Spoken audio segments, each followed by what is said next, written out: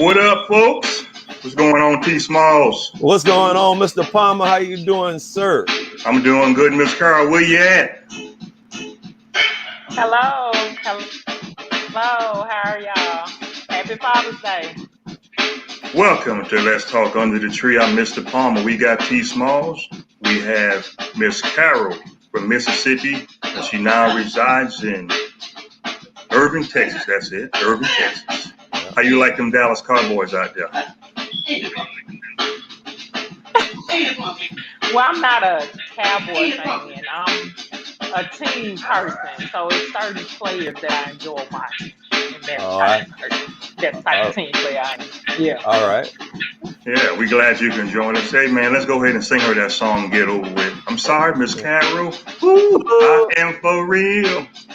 Never made to make your daughter cry. You know how that go, bro? So y'all having a good day today? Oh, man. Yeah, doing good so far. Meek, where you at, girl? What's up, sis? We don't do too many shout outs, but we'll give you one. How you doing, Meek? We giving you one, Meek. What's going on? Yeah, Meek said hello. And we love everybody. Let's talk under the tree. This is a very serious interview right here from Miss Carroll. She was going through some things in her life, and she decided to share this story with us under the tree, all over the United States, all over the world, 9 different countries and 50 different states across America. And we appreciate you and we thank you for coming on here with us. What do you say about that, T Smalls? Oh, yeah, we definitely. It's a pleasure. It's a pleasure. Yeah, we're going to get right into it. Welcome. Welcome. Yeah. So, I read your bio a little bit. You said you went through a few things. I didn't really want to know exactly what it was. I say save it for the show and speak what's on your heart. We keep it real in here. Don't worry if you mispronounce a word. That doesn't matter. We're here to spread the word or the gospel and your words to everybody, your testimony, that what you went through. Say whatever you feel. Don't hold back. You know, the floor is yours, ma'am, and let everybody hear what's on your heart. Go ahead, Miss Carroll. Okay. Well, thank you both for having me, and also for my girl trick sister, Amy. I actually met her last year in Stress Protest. I'm a part of this organization, which is free, called Girl Trek, where we go out and we promote, and it's free. 2 best friends went in and started a movement where we're trying to promote African American women in our community to get out and dedicate 30 minutes a day to a healthier you. And through the stress protest, I was going through a lot of things. I was, molested when I was younger. I look back over my life, now I'm 38, happily married, been with my husband now 11 years, been the best 11 years of my life. But leading up to that 11 years, I had to look back at everything that I went through, from every past relationship to every abusive relationship, to even being younger and being molested. During that time, I went through depression. I had to go out and seek help. I had to go out and get counseling. It put a strain on my marriage. It put a strain on my children. I was angry. I was upset. I was envious. A lot of things was going on, and at the same time, I wasn't in church. Not saying that I go to church every Sunday, but I wasn't in my word. I wasn't relying on God for anything. I was just going around in a circle, started gaining weight. And then I, sought help. And what helped me was speaking with someone, getting help. Not saying it's okay if I go in and get medication for what I was going through. And the doctor diagnosed me with PTSD. And during the run of that year, I went about a year and a half where I had to take time to myself, where I didn't speak to my mom. Me and her didn't talk to each other. My oldest daughter, we wasn't on good terms. It was, I felt like I was just let everyone down. And, during that time, my mom used to always tell me, once you really get into God, you have to forgive. And I, was wondering why it was so easy for her to forgive what happened to me. because I didn't get the counseling, I didn't get the help, then so many other people that I found out was going through the same thing, they didn't get the counseling, didn't get the help. And then I realized how many of our Black parents went through the same thing we went through. Yes. How many of our grandparents went through the same thing we went through? How Right. many of our uncles and our dads went through the same thing? I mean, the same thing happened in the men, as well. So it's, repetitive, because when something happens now, you can take a 5-year-old child like Amaya, those children in the past that was murdered. That did something to me. You saw CPS and Child Protective Services coming into the home, removing the kids, but then putting them back in the same situation. Then the kids come up dead. The kids, you have this long report showing that they've been molested and they've been, assaulted. Like, where's all this money going that we're paying to the government? Like, why is it that we can't put something in saying that we need to get kids help? And then they wonder why in the Black community, women grow up and we're so angry. Yes. We don't Right. trust men. Men have an issue. And it's because of what happened in our past. We have to put a shield on our heart, because for a long time I had it in my head up until about 2 years ago that even though I was married, I still was alone. It was me. I didn't care if my husband didn't like something. I didn't care if he didn't like the way I did something and said something. I was going to be me. And it was because I was having issues that was going on that led up to my marriage that I had to seek help for and sit down with a counseling and have some good relatives sit down and let me know, say, hey, Marnita, you can't be mad with your mom when she went through the same thing. Like, my mom went through the same thing. I didn't know that. I didn't know that my mom was sexually assaulted when she was younger. I didn't know that she didn't get help. My dad abused my mom. I hear stories of I almost died when she was pregnant with me. So these things sat back and I'm like, you know what, God, you're going to help me through this. And I started praying. I get up in the morning, I listen to my gospel, I go to bed listening to my gospel. I found Girl Trek, I found some wonderful people in my life. And I got medicine, and I'm not ashamed to say that I go and see a psychiatrist when I'm angry. I go and see a psychiatrist and speak to someone, because you need someone that's not going to judge you, that's also just going to listen at what you have to say and not have an opinion about everything. Because some people have a bad opinion about stuff and they can't really educate you and give you the tools that you need to be successful and to move on. And then also follow your calling. I didn't know what my calling is, but for the last, I say, year, God is doing some great things in Yes. my life. I'm Definitely. praying more, fasting more, staying positive more, even when it comes to helping anyone, just all the way around the board, especially with my health. I knew that once I got my health right, my heart could be right. So fitness is a big thing with me, so when I'm stressed and I'm upset, I lean to fitness. We in the Black community too, we're dying from that. I got so depressed that I got so huge and I got so out of weight, I got so out of shape. And that was bad on my health, because then my pancreas started failing, Hmm. thyroid issues. So all of those played a part of me stressing as well. And so I'm here today just, I want to make a change as far as with my fitness, speaking with people, speaking with children. I want to try to start with the younger generation. Right now, I'm pretty quite sure it's women on the podcast that might have daughters, might have friends that we don't talk to our daughters. We don't talk to our sons. Me and my kids have the closest relationship, the closest. I always tell them I won't judge them for what you decide to do, because I can't judge you. I've done some things in my life that they know about. I've done some things in my life that they don't know about. But me and God, but I can't judge them because everyone makes their mistakes. But what I can do is show them right from wrong and let them know that, hey, it's okay.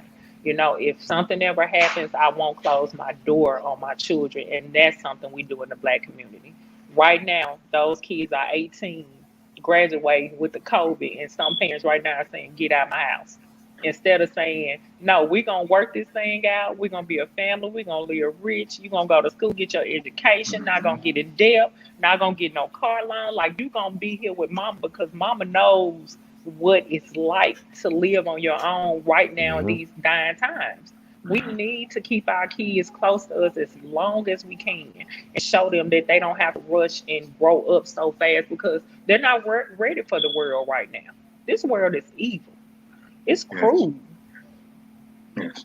You have a question that came on the screen that says, because of what you went through, was it hard for you to love and show affection to another man because you were molested? What I found out is in my past relationships, I stayed in abusive relationship because I didn't have anyone to rely and lean on. When I turned 18 and graduated from school, it was either college or get out. So it wasn't no, you stay here and work and pay the bills. I had an apartment at 18 that my mom was helping pay. My mom paid all my bills for me because it was, you're not going to be in my house. And when I went through those abusive relationships, another thing, guys knew I was molested. So with them, when they abused me, they would throw it up in my face. Your mama don't want you. You can't go to your mama house. Where you gonna go? So to me, you have to think like, am I gonna live in my car or am I gonna stay here and get hit? Am I gonna live in my car or am I gonna be, abused by them? And I made those choices then because I didn't love myself. I mean, you're looking at a girl that now I'm like 80, 90 pounds lighter, but I'm a totally different person. People see me now that knew me 20 years ago or 30 years ago. I mean, I was in the club every weekend. I was drinking. I was partying. I took care of my kids. But at the same time, I was just living the fun life and the fast life for the time being, trying to heal wounds because I didn't really have anywhere to go. Sleeping on couches, staying with my cousin.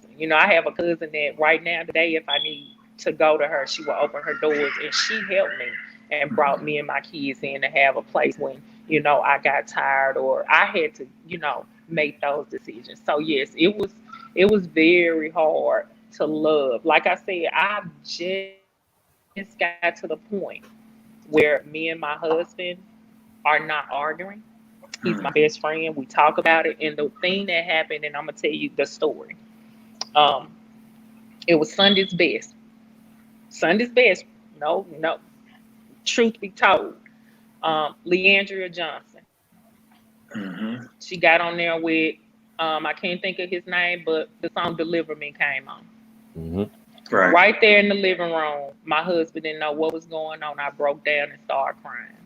Every word in her song, those words from Deliver Me from exes, you've been molested, you've been abused, this is you officially released. Like those, my song.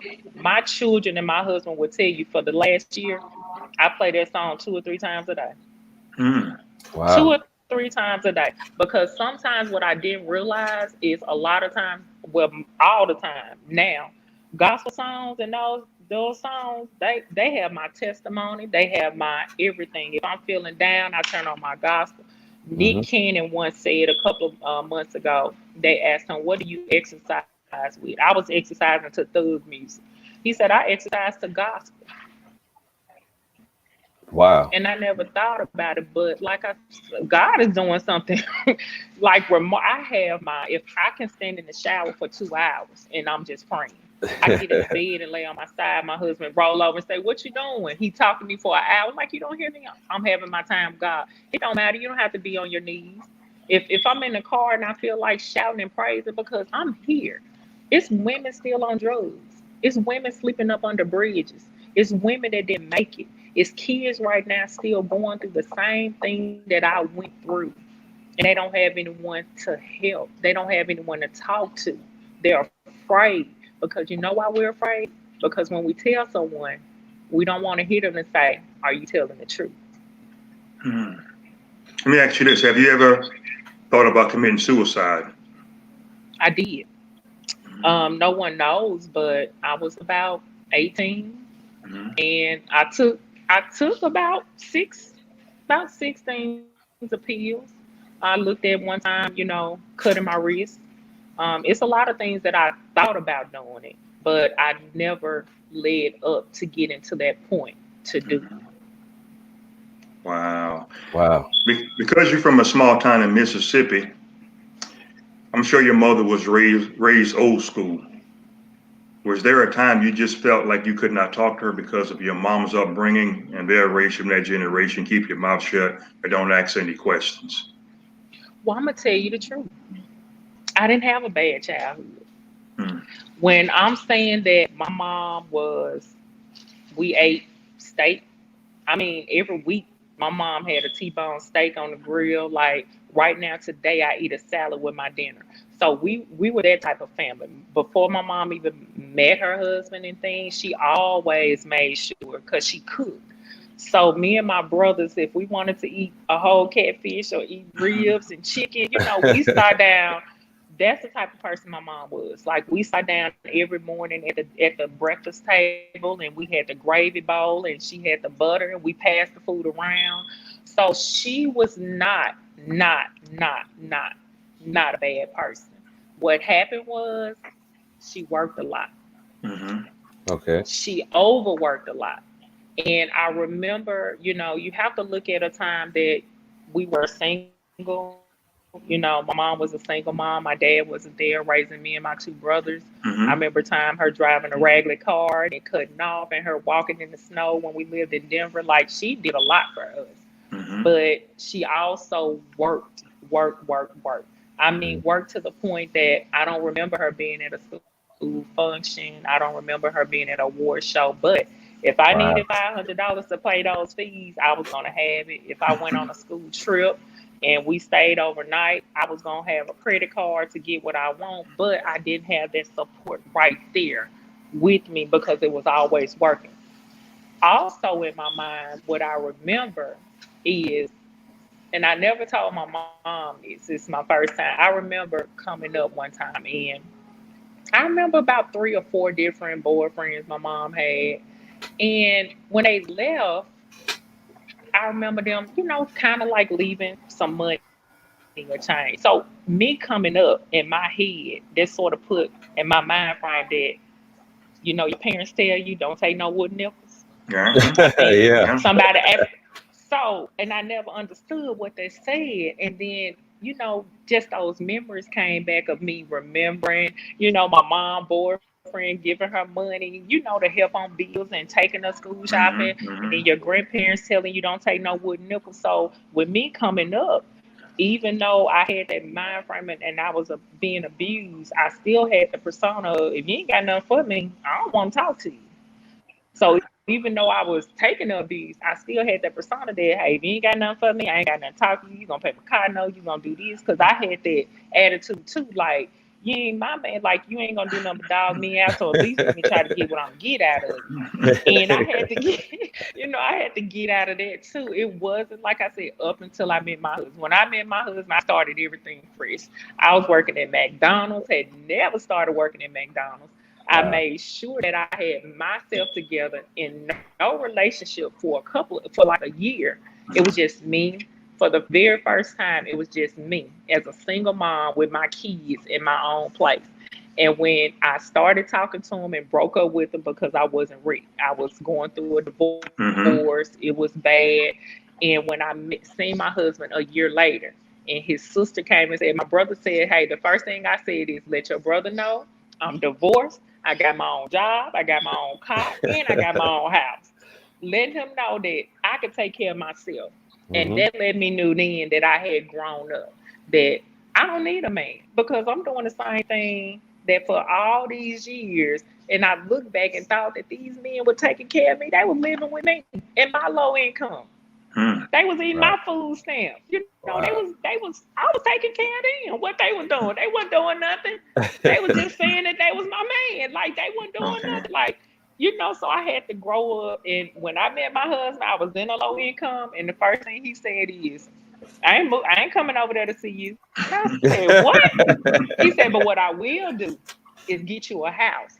And believe it or not, my husband rented a house a mile down the street from his house that he owned. He was paying a house note for me and my kids, plus his own house note where he had his grandma at, because he didn't want to take me out of a situation, and like I had did before. He wanted me to know that this is real. Because of all the things that you have went through, did you have a hard time showing affection to your husband and showing love, or you had to work on that even though you were married? Oh no, I'm a very affectionate and loving person. That's what got me in those bad relationships. Because I always have. I mean, when you grow up and your dad is not there and you want to have a household where your kids have a father in a two-parent household, you'll do anything. And when I say anything, I mean anything as far as begging and catching your ex-husband cheating and begging him to stay. I mean, catching your ex-husband cheating and, stuff like that. So when I got with my husband, it was all love. Like, I am a firm believer there is such thing as true love. I'm a firm believer that marriages can work, that you can be with one person for the rest of your life. I'm a firm believer in just true happiness. And that's how it's been since the day one. I've never been that type, or don't, never want to be been considered for that type. So when I'm in a relationship with you, or I'm gonna love you wholeheartedly. That's what messed me up at the last relationship, because I loved them, but they didn't love me. Smalls, what do you think about that? Smalls, what do you think about her telling her story? Her husband right now came in and stepped up to the plate, rented a house 1 mile down the road, and then made this situation a success. With all the things that she's been through, man. I think that's honorable, man. Just like you said, some things been happening in your life, man, that God has showed you, and for him to bring a man in your life to help you out and show you that, like, hey, man, it's true love. I think that's honorable, and he didn't take you out of a situation. He wanted to add to your situation. He wanted to He added. he wanted to make sure that you was whole again or whatever. And just like you said, you had to hit the reset button in order to receive that from from the way you was before all the way up until this point, man. I congratulate you, man, because you not only change, you transform not only mentally and physically, but you transform as a whole, as a woman. You know what I'm saying? And Thank that's you. what he did. What he did is very honorable, man. I really I like to hear stories like this. The guy who molested you, have you ever ran across him in your past travels in the store, in the street, anywhere? Yes. Actually, I still had to get to the point of, my mom is still married to him. So, like I said, this was a point into the fact of me and my mom. Like, first, me and my mom never spoke on it. You're talking about the Leandria John that happened like a year and a half, almost 2 years ago. When that happened, that's the first time that I actually picked up the phone and called my mom and asked her the question of why you didn't protect me. And during that time, I was so emotional. So emotional, when I talk about it, I cry, and it got to the point where me and her would argue because she was like, I can't talk to you and you're crying. You have to forgive, you have to move on. And I know what he did, and we have to forgive, and you go to church and all that. And I wasn't trying to hear that. Like, I wanted to know why, because I felt like my life was bad. I felt like I should have had a better education. I felt like that my oldest daughter, which my mom helped raise, my oldest daughter is the most smartest. Like, she graduated a whole year ahead. She, you know, scholarship at Prairie View, computer engineer, top of the line. I couldn't thank my mom and my stepdad enough for that, and things like that. But at the same time, with everything that transpired, I was upset. I was mad because I had to look at it. Well, what my mom doing to my daughter, she didn't do for me. Like, I was getting molested and she went at school. She didn't come check on me at school. My daughter went to college, and maybe if she supported me like that. And then I had to take a step back.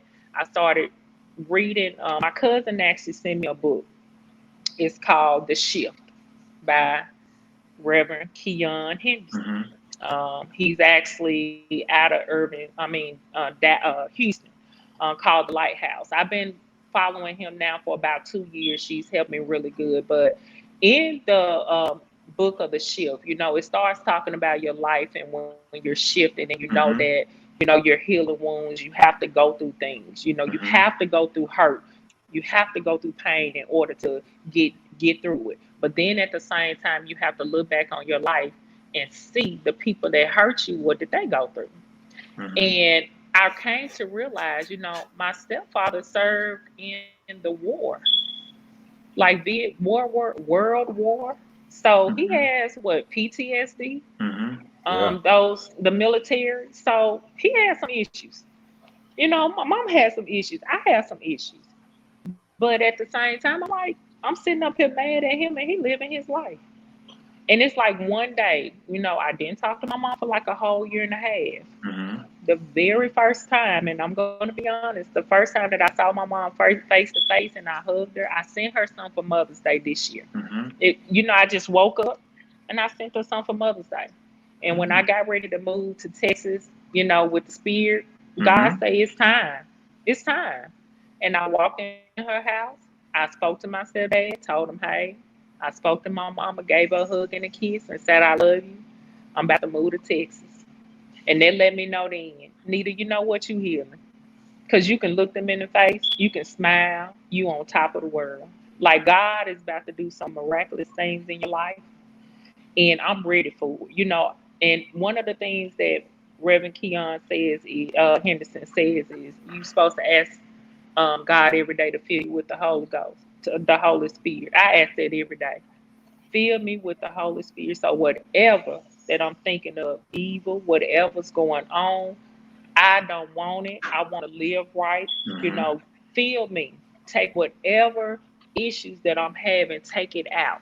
Because I know I need God in order to survive. I know my marriage can't survive without it. My kids can't survive without it. I can't survive without it. Wow. Let me ask you this, Ms. Carroll. Has your stepdad ever apologized to you or your mother officially? Yes, they have. She has. And, she been apologized to me, but like I said, I was so angry then because, me and parents, you thinking, hey, when this happened, I'm going to do this. And, ain't nobody going to do this to my child. I'm going to kill them. And, as a parent. So I just started looking back over my life, like, why my mom didn't protect me, why she didn't protect me. And that's why I say, I can't say that I didn't have a bad life. This like 2 years that this happened to me. So I'm going to take 2 years out of my 38, 2 years that this happened to me and wipe away all the past times of my mom, taking me out and spending that time with me and being the mom. My mom didn't whoop us. She didn't, gave us the best. I had my own room. She bought a house and land for me and my brother. She always made sure we had everything. So I had to dig deep, get in my Bible, read that book, but grow and know I have to forget. I only had one mom. And like I said, my dad didn't do nothing for me. Nothing. He didn't buy a sock. He didn't buy anything. But when I got that phone call back in 2013 that he had fell out from a brain aneurysm and he had to have brain surgery and had cancer, I dropped everything I had and I took care of my dad for 6 months. Wow. I didn't leave his side. I did not leave my dad's side. And for the very first time in life, my mama told me she was proud of me. She looked at me and she said, baby, I never thought that I'd be able to come and see you grow up. I'm married to my husband then. And actually, my husband married me at the hospital with my dad. My dad was dying. They had, correct. We were going to get married in August of 2013. But when they gave my dad less than 2 weeks to live, he orchestrated. He got my mom, his mom, and we actually got married at the hospice with my dad before he passed 5 days later. Wow. But I took care and I didn't leave my dad's sight. And for my mom to come to me and say, I know that if something happened to me, you will take care of me. Yes. If my mom called me right now and they said she's sick, I'm dropping everything that I can because one thing a disobedient child days will be short. Wow. And you're supposed to honor thy mother and thy father. So those 10 commandments like stuck to me like glue. No matter what, that's my mom. I couldn't see myself not loving my mom and taking care of my mom because of something that happened, because something happened to her that she didn't get help for. That's where I'm gonna stop it. I'm gonna stop it with me. With me being 38, let's talk about it. Let's bring it up. When you know someone doing stuff, like in the Black community or us Black parents and stuff, instead of seeing a child that has nasty clothes on, that don't have their hair combed, we being a parent, go and help that child. Be a mentor to that child. Help that mom, because that mom might be going through some things that you don't know. Deep down, that mom might be hiding some things that she don't want to talk about because of people in the world that are gonna judge us. And that's the worst thing we could do, is have people to judge us. Mr. Smalls, as far as forgiveness goes, what do you think the problem is in a lot of communities, that a lot of people just don't want to forgive? They'd rather die than to say they're sorry, man. What do you think? What's up with that, in your opinion? It's the old ways of holding grudges, man. Nobody don't want to apologize. You know, got to put that pride aside, man, and say, hey, man, I apologize. Let's put all our differences away. You know what I'm saying? Just like she said, you know, even though, you know, her and her father haven't spoke for a while, you know, she went through some things with her dad, with her mother and everything. When it came to them, you know, when they was ill and sick, man, she came to their aid. We as children, as you know, we supposed to do that. You know what I'm saying? That's something we are supposed to. That's something that was natural. That's something that you didn't you know, question whether you should go or not, or you didn't say, well, you know, I went through this, I went through that with mama or daddy, man, I ain't going there, whatever. It's just the old way of thinking when people hold grudges, man. You know, they hold grudges all the way to the grave, or they'll hold grudges up until they on their deathbed, and then it's too late. Because when you had a chance to actually make it right, you didn't seize the opportunity to do that. You know what I'm saying? So it's too late, you know, when you're on your deathbed and you can't do nothing or whatever. So, you know, I agree with you, man. Put all that aside, drop whatever's going on, go see about your family. I really do agree with that. It's an old saying. Some old folks told me, you better mind how you treat people, because one day your ass gonna get old. I mean, am I right or wrong? Yeah, you're right. You're right. Miss Carroll, speaking of PTSD, are you looked down on by your family? Oh, she's crazy. Your bread ain't done. She can't think straight. You have a small brain, or you just take it with stride and go to your appointments? Well, you know, I have thyroid issues. So my husband was like, something going on with you, because you be too angry. Like, what's going on? You going crazy. The kids be like, Mama, you need to go to the doctor. Like, you're not right. And with the PTSD, basically what my doctor said, how she diagnosed me is the smell. You know, like I said, for 30 some years, I hadn't thought about what happened to me. For 30 some years, I hadn't talked about what happened to me. But when I heard that song, and I think a cologne or something I came across, it just broke me down. And it got to the point that I couldn't hear my mom's voice. It did something to me. I couldn't see a picture of my stepdad. I couldn't talk, you know, nothing in relevance. Like, it got to the point that I was blocked. I blocked my mom. She blocked me. I didn't want to see her picture. She didn't want to see my picture. I didn't want to hear no videos of they happy life. Like, that's the type of the PTSD. But no, like, speaking with my friends, and like I said, when I met Amy and them, and I went to Girl Trip, and you're talking about me being in the mountains with it was about 800 African American women. You talking about 800 plus African American women on the top of a mountaintop. When I got that microphone and told my story, do you know nearly half of them raised their hand? And the same things to them. And they older. I've had older women today that still call and check on me. That when they knew that I wasn't speaking with my mom, they said, I'm gonna be your mom. You can be my daughter. I'm gonna call and make sure that you're okay. I'm gonna call and check on you. You okay? Like, you need anything? So for me to sit down and hear stories, and they share worse stories to me, and I see that they lawyers, they doctors, they married, some of them have not even spoken to their parents. And over 30 plus years, I have one that haven't spoken to her sister or her brother in like 20 years. So to me, get to the point that I can speak to my mom and I can forgive, and things, I'm glad on that. But the medicine, at one time I got off, it's okay. Most people be like, no, no. But as a black parent, as a black mom, we have to think about how much we have to juggle. And sometimes it's okay to sit back and say, you know what, my head is spinning. I got too much on my plate. I mean, even though I'm married, I still tell my husband all the time I'm still mom and dad because he's a truck driver. So, him being on the road, that means I'm taking care of everything. He taking care of his business. And then on top of that, within the last 7 years, I've lost my dad. Then right after I lost my dad, my husband's grandmother, which we were there taking care of her too. I'm the caretaker. I love everyone. If I'm there for you, I'm gonna take care of you. She got dementia, Alzheimer's. I took care of her up until her last breath. His mom just passed away in January. I was there and held her hand until her last breath. The same goes for my granddad. When my granddaddy got sick, I was there on his bedside until he took his last breath. So with the PTSD, the smells and things like that came, but at the same time, I did have to pray about it and I did seek help.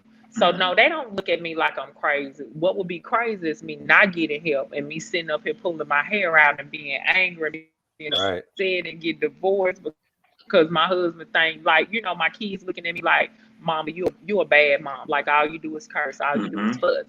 So I had to go in and get help with that so I could, be a better parent and a better wife to my family. Smalls have a message for you. If anybody ever tell you that you have a problem and they look at you funny, Smalls gonna give me some ice water. Go ahead and hit it. Tell them this right here. Who is you? And that's all you gotta say. Hey, Smalls, do you think it's really a problem with folks getting mental health? Are they scared? They're gonna have this stigma that something is wrong with them instead of getting the mental health that they need. What do you think the problem is? Well, they just like I say, man. They thinking it's normal, man. Us in the black community, man, we don't like to go to doctors, man. You know what I'm saying? We scared to go to the doctors because of the fear that the doctor might tell us there's something wrong or whatever. But that's the reason why you go there, right? So you can know what's wrong. You know what I'm saying? So go ahead. And another thing that we don't know that a lot of our health insurance pay for it. Yep, that's correct. So, and with my job that I was at, if I wasn't working for, I didn't know until I broke down at work one day and my director came and she said, Marnita, with your insurance, you can go see a psychiatrist and you know that you can take time off. So you're talking about during my healing time that I didn't have to go to work, that I was on, my short-term disability, that my insurance pays for me to go see someone that's still with me being back at work. My insurance still allows me that if I'm having a bad day at work or not feeling good, I can pick up the phone and call and I can get off work early. Like they put things because the less stress you have, the better it helps you. And sometimes our job can stress us out, including dealing with, a lot of parents who are out there single. We have these kids plus things that's going on. We need help, don't have people that we can rely on. Go check into your insurance. Even if it's Medicaid, you still can go to the mental health and talk to someone. They're not going to turn you away. They're not. I would rather you go and speak with someone and you have a breakdown and your kids get removed, because at the same time, what we don't look at, our kids pick up. Our kids know, especially the smaller ones, they know when something is going on and if mom and dad is not right. Right. Wow. Yeah, even with that, you have to be willing to go. You can have it all laid out for you, man, but like the saying goes, man, you could take a horse to the water, but you can't make them drink. Can't make them drink. Wow. From you, you're telling your story and things that you went through. Have you ever had a hard time loving on your kids, or you kind of shied them away? Actually, I'm having a hard time letting them go. And that's also, yeah, I'm that crazy parent that I want my kids with me forever. Like I'm having a hard time letting them go.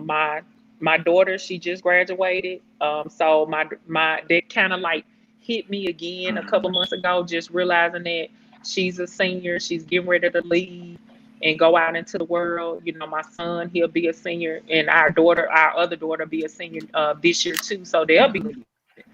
And with them, no, I'm very, affectionate with them. You know, my son's 17 and he still kisses me. I'm 38 and still when I see my mom, I still hug her and give her a kiss. So that's how I am with my kids. So the hard part with me right now is them getting up and want to go stay on campus and leaving the house, and and I let them know, hey, you can come back. I'm sorry, I let them know you can come back. You know, you always have somewhere to go. Stay at home. Go, I'm telling my daughter now, you don't want to take online classes to college. She want to grow up. She want to grow up, mama. Look, I was so happy she called me the other day and she said, Mommy, I miss you. She was in Mississippi. I said, see if your sister can meet me and let me get on the highway to come get you because I haven't seen you. So, no, it's not. I'm a very affectionate person. I believe that we need that. Like I said, my kids talk to me about everything. We do everything together. I'm talking about board games at my house to Uno, their friends. Sometimes I say they boring. Because if they friends be like, you want to go somewhere, they're like, no, I'm going to stay in the house. So I'm afraid for my kids to leave me because I think my daughter's 18 and I don't even think they ever went to a party. They've never gone to a sleepover. Wow. So my children do everything with me. And they are, with me and my husband, we're that type of family that on weekends is fun activities with the kids or going out of town as a family. We've been married 7 years and I've never taken an anniversary trip. We've never taken an anniversary trip without our children. Yeah. So that's the type of family we are. Let me ask you this. You said you went on a retreat. It was about 800 women out there, and they told this, and you told your story, and half of the women raised their hands. Have you received any feedback from anybody that said when they tried to come out and say something as a child, they got a whipping, or they were scolded, or slapped down, beat down, and to keep their mouth shut? Yes, of course. When it happened to me, the first thing my mom said, because when I got tired, I remember when it happened to me, I remember the first thing my mama said, you're lying. Are you telling me the truth? Wow. Because she was shocked, that it came out. She was shocked. So I've had so many that say that to this day, their parents don't believe them. To this day, they're, people just have never believed or trusted in them or heard anything that they said. And that's sad, because it does happen in our day and age. It still is happening today and we're not, helping them. Oh, man. Yeah, Have you received a lot of phone calls? Some of those women, that's a lot of people, 400, 300 women contacting you. I mean, how do you keep up with that? That's amazing. Well, I'm really big on my fitness. So they see me with my fitness where they follow me on my Instagram page. Like I said, I just became an extreme hip hop instructor, and tomorrow I actually go and get my CNA, go do my I got to go do my CPR classes. And once I start my CPR classes, my online classes for fitness personal training starts. And what I plan is I told my husband, give me a year. And the next year I want to have a building where I can reach out to young girls. I want to have an area or a center, like with me being in Texas, I've reached out to a couple of places now, but with the COVID, they're being so strict. But I would like to get there to a home. I was in a group home. At one time when things were, my classmates don't know that sometimes in my high school year when I was playing ball and I was staying in a group home playing ball, at a girl's home that my mom sent me to because things was going on.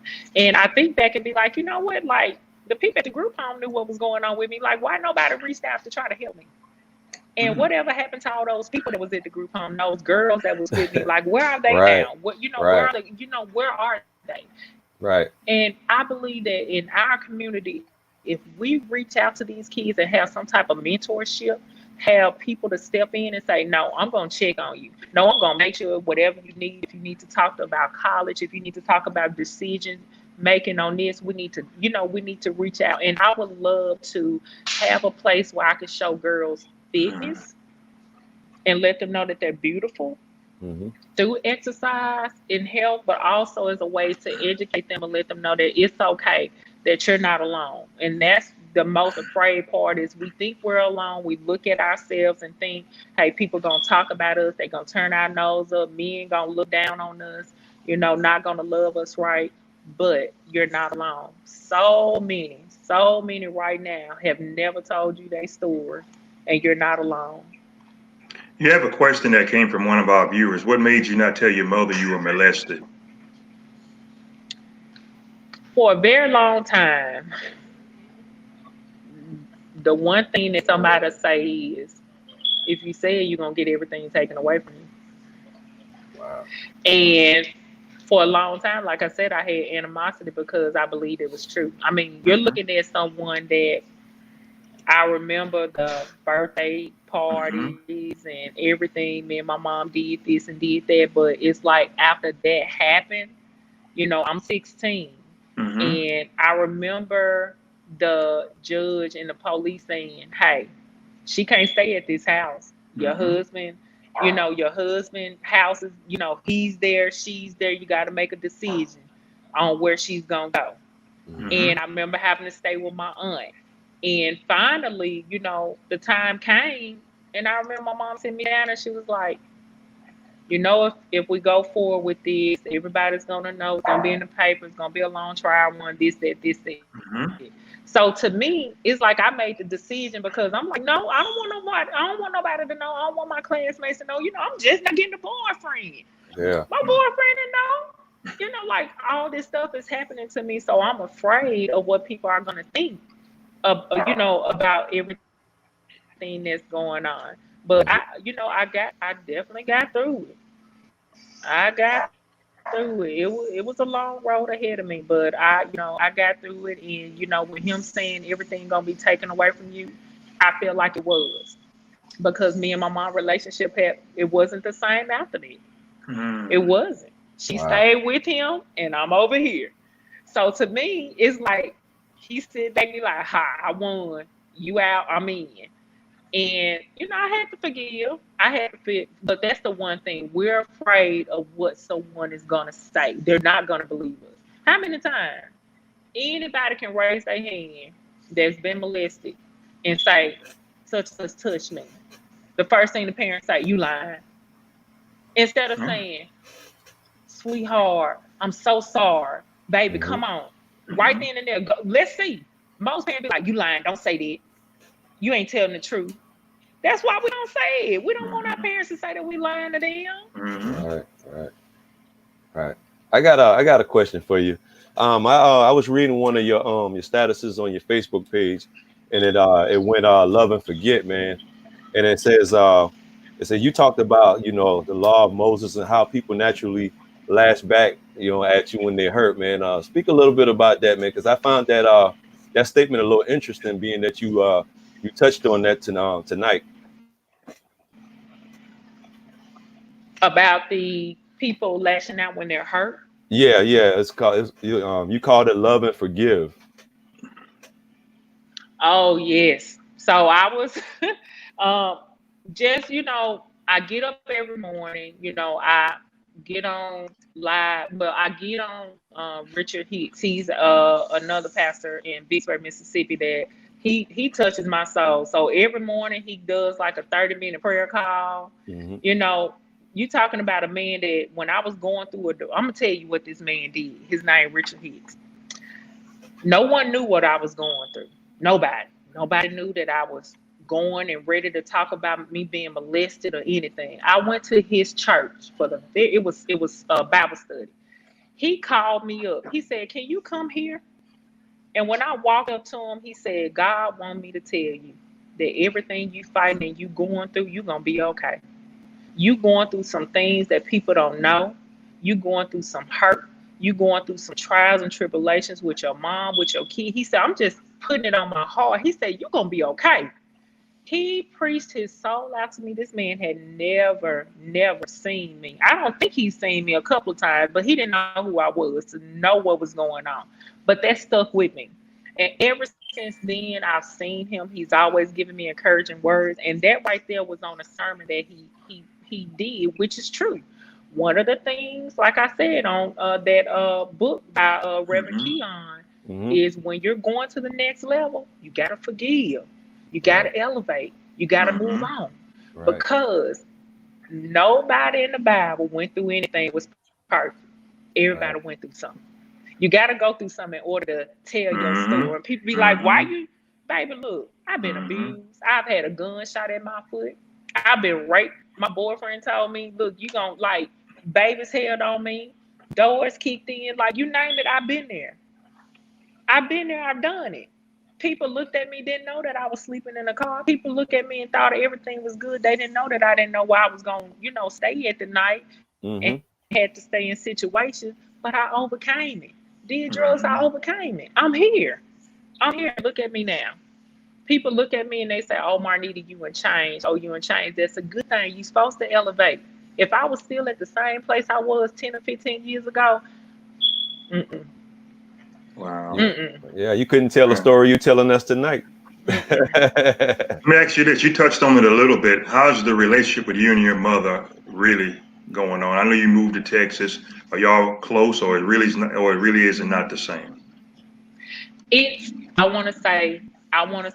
gonna be honest, love. When people say, and I'm gonna tell you how love you have I'm trying to explain it, but it's like nothing ever happened.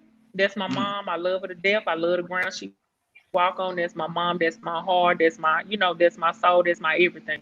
And it's like no ill feeling. It's like the time that me and her had away from each other. I don't feel anything. It's like we, I'm still taking it slow. I'm not just on the phone all day, but I pick up the phone and I call her. Hey, Mom, how you doing? I get up in the morning and I send a text message and say, hey, Mom, I love you. I know I have a lot of my mom's ways because my husband tell you a lot of times, you don't have to buy me a gift. You can go get me some flowers and I'm perfectly fine. And I have a lot of different traits as my mom. So with me being able to send her flowers to say I love you and I'm thinking of you, to me, that's good enough. That's good enough because I know she told me that she's proud of me. She's always wanted me to move out of Mississippi. She even told me, Marnita, what you doing with your fitness stuff, I see you. You're going to do great. So for her to give me those encouraging words and for my family and everyone to stand behind me to say, hey, we support you. You're going to do this. That's good enough for me. Good. We're very proud that you came on the show with us, gave us the platform to tell your story the first time live. And I want to ask you a question. You do the extreme sports exercise thing. I've seen some of your videos. How in the world do you do that? I know, right? I know. I'm ready. Look, I actually went and got certified on the 7th. So by this week, I'm going to record my video with my 3 to 4 women so I can official. And I'm ready to turn Mississippi up. I'm ready to turn Girl Trek up. I'm ready to just find some women. All general. So if y'all looking, just follow me, Marnita Carroll on Facebook. Go to my Instagram. It's called Motivational Marnita. And I'm always on there. Like I said, if you need anything as far as a workout partner, talk to someone, working out, been number one. Working out, I've lost 85 pounds. And that 85 pounds that I lost, it also took away all that heartache and depression, that stress, that anxiety, that, that envy that I had, all that went away. So when I'm stressed and when I'm not myself, my husband knows, give me every day, you're going to give me my time to work out. I go for a walk. I have my, gospel music on. I get with someone, but just working out general, that puts me just at a calmness. And that's what we have to, if we're going to stand and fight, we need to be healthy. So we can't stand and fight if we're not healthy. They're going to take us out. So we got to be able to walk in those same footsteps as our ancestors did that we walking in today. Because right now we walking. We in a struggle fight. We're in a struggle fight as Black African Americans. So as women, we need to have our strength, our health, because even though our men out there, we are the head of our household. We have to take care of home. And if you're sick and ill, how can you take care of home? Moving How right can you along. take care of home? Moving right along in closing, what advice could you give to females out here to come out and tell their story, talk to somebody, about what's going on, about being molested, being raped, whatever the case may be, because you're going to be some inspiration to a lot of folks across the United States. In closing, what can you tell them? Don't be afraid. Don't be scared. When it happens, tell someone. When it happens, get help. Don't hold it in for years. Tell your story. You're not alone. And you don't have to worry about anyone looking at you side-eyed. Hey, we got a whole nation out there that's behind us. Like I said, go over there, you find some inspiring stories. Like the one thing is when I joined Girl Trek, that helped me. When I say those women reach out from Morgan to Vanessa to the top to Onika, they gonna make sure you okay. Sister, how you doing? Do you need us? Do you need some help? Let us pray for you. Let us send you some encouraging words. Like that's what you need. We need someone that we can lean on and that we can talk to, and that's what we don't have. It don't have to be your best friend, because sometimes they can be judgmental. They don't know. They'll be telling you to leave this person and they going through the same thing. So reach out. When you get off the phone, if you're going through some things, check out. Go on your insurance tomorrow. Look and see if you got some mental health days. Go find you some help. Talk to someone. It's okay. We appreciate you coming on here, Mr. Smalls. Give us some closing words, and I'll get back right with her. Go ahead. Oh yeah, man. Like I said, man, it's a pleasure, man, for you to share your story. It's real inspirational when you have over 800 women that when you told your story, they had the confidence to come forward and tell theirs. And I love what you're doing in your community, the Girl Trek. I see that you go to the Mississippi Blues Marathon. Y'all participate in that every year. Yeah, I'm a marathon. I did my first marathon this year. I do that in Donna, my Girl Trek sister. So I have about 100+ medals. So I'm a medal chaser. You might find me in Florida soon. I know that's right. So all I got to say is keep up the good work. And like I said, once again, it's a pleasure to that you join us tonight and sharing your stories. You're welcome. You're welcome. Thank you, Amy, for inviting me and telling me about you all. I definitely, it feels good to get it off my chest, so, and that's the one thing, get it off your chest. That way, can't nobody never throw back. You can't throw nothing back. Yeah. It's out there. We're going to close out in a little prayer, but don't get off yet. Lord, thank you for having Miss Carroll on here. She did an amazing thing. First time ever came up publicly with her story and testimony. It takes a lot of courage to do that, because we were trained to keep our mouth quiet. And I'm glad that she had the confidence to share this with us on Let's Talk Under the Tree, and everybody on here that's listening. And let her bless another female that they come out to, and do not be scared. In your name we pray, amen. Amen. Yeah, we had a good time. We like your accent, and you with all the things you been through, you look amazing. What you think, T. Smalls? Oh yeah, man. I was looking at the pictures on your Facebook page, man, and I'm impressed, man. You transform not only physically but mentally as well. Right, the healthy way, healthy eating. The healthy way. Healthy eating, right? No shortcuts, no diet pills or nothing. It's straight hard of exercising with some great trainers at Beast Mode. All right. I don't think we're gonna try that exercise regimen if you do. Oh no. You still can do it. We walk, weight train. I mean, extreme hip hop is wonderful. I'm gonna have to call in, and we're gonna have to do a Zoom with both y'all one day. All right. It seemed like you was going nonstop on that thing. Oh yeah. I'm not through yet. I got some great songs that I can't wait to get to step to. Oh yeah. But y'all have a good night. We love you and we love everybody. Thanks for listening to Let's Talk Under the Tree with Miss Carroll. I'm Mr. Palmer and T Smalls, and we out of here.